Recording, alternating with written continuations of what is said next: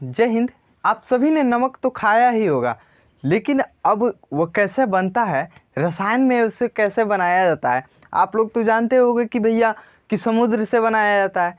तो समुद्र से बनता है, आप लोग जानते हो, क्योंकि उसके लहर से बनता है, जो आपका अवशेष बाहर बच जाता है। ठीक है, वो प्रोसेसिंग अलग है। लेकिन उसको विज्ञान में कैसे बनाया जाएगा? यदि आप मान लीजिए आपके घर पे समुद्र नहीं है, सिर्फ केमिकल वगैरह ये सब रखा हुआ है, तो आप कैसे बनाओगे घर पे नमक? ठीक है, तो इसके बारे में हम इस वीडियो में चर्चा करने वाले हैं। तो चलिए वीडियो को स्टार्ट करते हैं और देखते हैं नमक के बारे में कि कैसे इसको केमिस्ट्री में साइंस के द्वारा बनाया जाता है इस नमक को।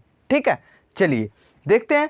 आप समुद्र वाला ना समझिएगा कि समुद्र से बनाया जाता है, ये वाला समुद्र से बनाया जाता है, वो समुद्र से ही जो आप खाते हो समुद्र से बनाया जाता है। लेकिन यहाँ पे मैं किसकी बात कर रहा हूँ, तो केमिकल के द्वारा कैसे बनाया जाता है इसकी मैं बात कर रहा हूँ। ठीक है, चलिए वीडियो को स्टार्ट करते हैं। चलिए देखिएगा, सबसे पहले अगर हम बात करें सोडियम क्लोराइड, यानी कि नमक के रासायनिक नाम, यानी कि उसको विज्ञान के भाषा में क्या बोलते हैं उसे। ठीक है, तो विज्ञान के भाषा में क्या बोलते हैं, तो सोडियम क्लोराइड। ठीक है, सोडियम क्लोराइड। क्यों सोडियम क्लोराइड बोलते हैं, तो आपको अणुसूत्र जो है वो याद होना चाहिए। क्या है इसका अणुसूत्र, तो NaCl। NaCl, Na से क्या होता है, तो सोडियम, ये तो आपको याद करना ही पड़ेगा। Na से क्या होता है, Cl से क्या होता है, Ne से क्या होता है, ठीक है, सॉरी He से क्या होता है। ठीक, तो ये सारी चीज़ें आपको याद करनी पड़ेगी। तो यहाँ पे क्या है कि सोडियम, Na से सोडियम, Cl से क्लोराइड। ठीक है, तो सोडियम क्लोराइड, इसीलिए इसको क्या बोलते हैं, सोडियम क्लोराइड। ठीक है, अगर हम इसके बनाने की विधि की बात करें तो कैसे बनाया जाता है इसको, तो बनाने की विधि क्या है, तो क्या किया जाता है, अगर मान लीजिए आपके पास सामने कोई लाइब्रेरी है। ठीक है, लाइब्रेरी कह रहे हैं, सॉरी बार बार दिमाग से उतर जाता है। ठीक है, प्रयोगशाला सीधे सीधे समझ जाइए। ठीक है, नहीं तो अभी गड़बड़ हो जाएगा तो फिर कहोगे कि आप ये क्या बोल रहा है। ठीक है, तो प्रयोगशाला में आप पहुंच गए। ठीक है, उसको लैब बोलेंगे, हम लाइब्रेरी बार बार बोलते रहते हैं। तो यहाँ पे क्या होगा, प्रयोगशाला में आप गए। ठीक है, प्रयोगशाला, प्रयोगशाला। ठीक है, आप यहाँ पे जा रहे हो। ठीक है, आपके सामने प्रयोगशाला में सारा चीज़ रखा हुआ है, सारा केमिकल रखा हुआ है। अगर आपको कह दिया जाए कि भैया नमक बनाओ, तो कैसे बनाओगे, तो सीधा सीधा आपको नमक बनाने के लिए क्या चाहिए, तो HCl, यानी कि हाइड्रोक्लोरिक अम्ल लोगे। ठीक है, ये क्या है, अम्ल है। ठीक है, अब इस अम्ल को क्या करोगे, तो सोडियम हाइड्रोक्साइड। ठीक है, ये क्या है, तो आपका क्षार है। ठीक है, तो सोडियम हाइड्रोक्साइड के साथ अभी क्रिया करा दोगे, यानी कि थोड़ा सा आप क्या लोगे, एक बीकर ले लीजिए, या फिर एक क्या कीजिए, कोई कांच की परख नली ले लीजिए। ठीक है, उसमें भी मिल सकता है आपका। तो क्या करेंगे, उसमें HCl लेंगे थोड़ा सा, और उतना ही क्या लेंगे, NaOH लेंगे, यानी कि सोडियम हाइड्रोक्साइड लेंगे, और उसकी अभिक्रिया यानी कि उसको मिला देंगे। ठीक है, और मिलाने के पश्चात जो आपको मिल जाएगा, तो क्या मिल जाएगा, तो NaCl मिल जाएगा और जल मिल जाएगा। ठीक है, तो आप NaCl को अलग कर लीजिएगा और जल को अलग कर लीजिएगा, तो आपको क्या मिल गया, NaCl मिल गया। तो किस विधि को द्वारा मिला है, तो अम्ल को मिलाने और क्षार को मिलाने से। ठीक है, ये तो हमने पहले ही चर्चा कर दिया है, लेकिन यहाँ पे थोड़ा सा हम लोग जो क्या होता है, नमक के बारे में डीपली समझेंगे। ठीक है, तो इसलिए हमने नमक का अलग टॉपिक बनाया है। ठीक है, तो अम्ल और क्षार को मिलाने का पश्चात क्या बना, NaCl और जल बन गया। ठीक है, ये तो आपको क्लियर हो गया। ठीक है, तो अब आते हैं थोड़ा सा इसके भौतिक गुण के बारे में। इसके गुण भी जानना जरूरी है, सबसे इम्पोर्टेंट है गुण इसके। ठीक है, चलिए देखिएगा, यहाँ पे बनाने की विधि नहीं है, यहाँ पे भौतिक गुण लिख लेना। ठीक है, भौतिक गुण, तो इसके भौतिक गुण क्या होंगे, यानी कि बाहर से भैया कैसे दिखता है, तो ये आप लोग जानते ही होंगे कि ये कैसा दिखता है, किस कलर का होता है, तो सफ़ेद रंग का होता है, यानी कि ये कैसा है, सफ़ेद रंग का चूर्ण है। ठीक है, ये सफ़ेद रंग का चूर्ण है, और खाने में कैसा लगता है, दूसरा नंबर वाला, तो खाने में भैया नमकीन लगता है। अब नमकीनों में मिलाया जाता है तो इसका मतलब क्या है, नमकीन दूसरा चीज़ हो गया। ये नमकीन का मतलब क्या होगा, जैसे आप नमकीन खा रहे हो पैकेट वाला तो वो नूनछार कहते हैं थिया में देहातवा में, ठीक है, वही नूनछार की बात किया जा रहा है, ठीक। तो क्या है, नमकीन लगता है, ठीक।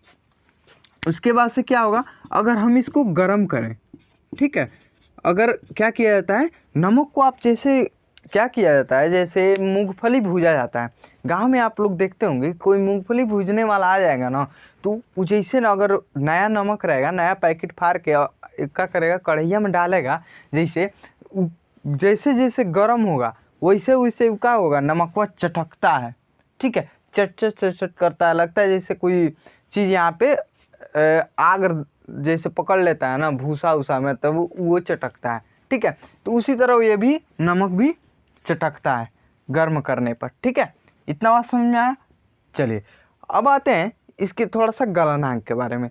तो ये गलता कितने पर है, तो आप सोचोगे कि हम भैया इसको 100 डिग्री सेल्सियस दे के गरमा लें, सॉरी पिघला लें, गला लें, नहीं गलेगा। कितना चाहिए इसको, तो 800 डिग्री सेल्सियस जो है इसका गलनांक होता है, ठीक है। कितना होता है इसका गलनांक, तो 800 डिग्री सेल्सियस, ठीक है। इतना बात क्लियर हुआ। चलिए अब आते हैं आगे थोड़ा सा रासायनिक गुण के बारे में, ठीक है। तो रासायनिक गुण इसके क्या होंगे, चलिए वीडियो को चलिए देखते हैं रासायनिक गुण के बारे में। इतना बात समझ में आ गया होगा आपको। तो चलिए रासायनिक गुण देखते हैं।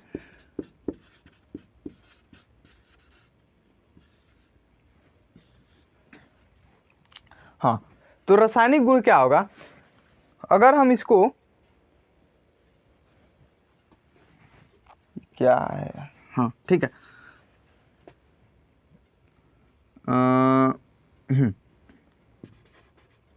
पहला नंबर क्या था, ताप का प्रभाव,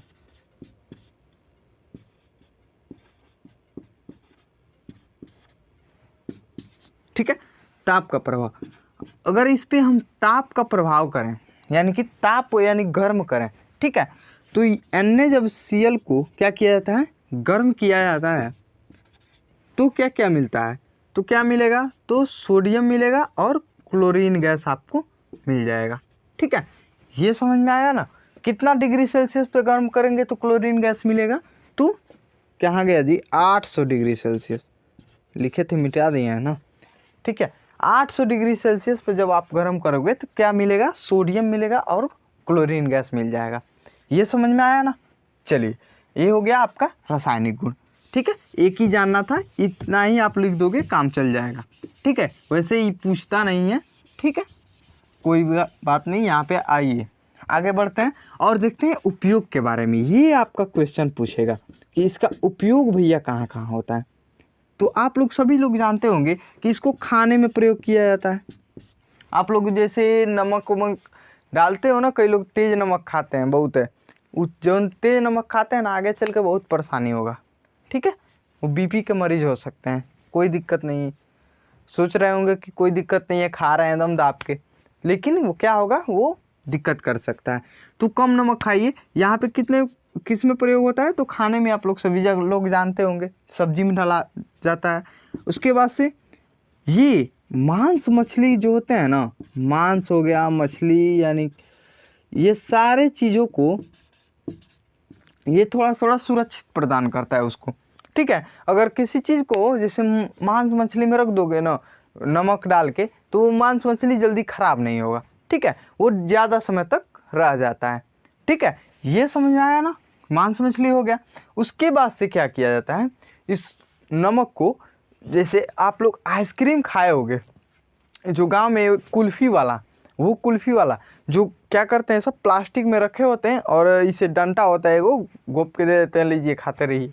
उसी प्लास्टिक में जब आप क्या करोगे, नीचे का परत जो होता है उसको आप जैसे चाटना ना, उसको जैसे चाटोगे ना, तो वो थोड़ा थोड़ा नमकीन टाइप में महसूस होगा, ठीक है। तो उसको कुल्फ़ी को जमाने में भी किसका प्रयोग किया जाता है, तो नमक का प्रयोग किया जाता है। तो तीसरा नंबर क्या होगा, कुल्फ़ी को जमाने में, ठीक है, ये हो गया। अब चौथा नंबर क्या होगा, तो इसको साबुन बनाने में भी प्रयोग किया जाता है। तो ये भी आप लिख लेना, साबुन बनाने में। फिर 5वां नंबर की अगर बात करें तो क्या होगा, तो 5वां नंबर जैसे आप लोग कहीं कहीं देखते होंगे, जैसे जिस स्थान पे ना ज़्यादा बर्फबारी पड़ती है, ठीक है, वहाँ पे ज़्यादा बर्फ़ गिरते हैं सब, तो वहाँ पे जैसे जैसे बर्फ़ गिरेगा तो सड़क मान लीजिए ढक जाएगा, तो उसको साफ़ कैसे किया जाएगा, तो साफ़ करने के लिए, उस सड़क को साफ़ करने के लिए, यानी वो बर्फ़ जो है उस बर्फ़ को पिघला करके हटाने के लिए किसका प्रयोग किया जाता है,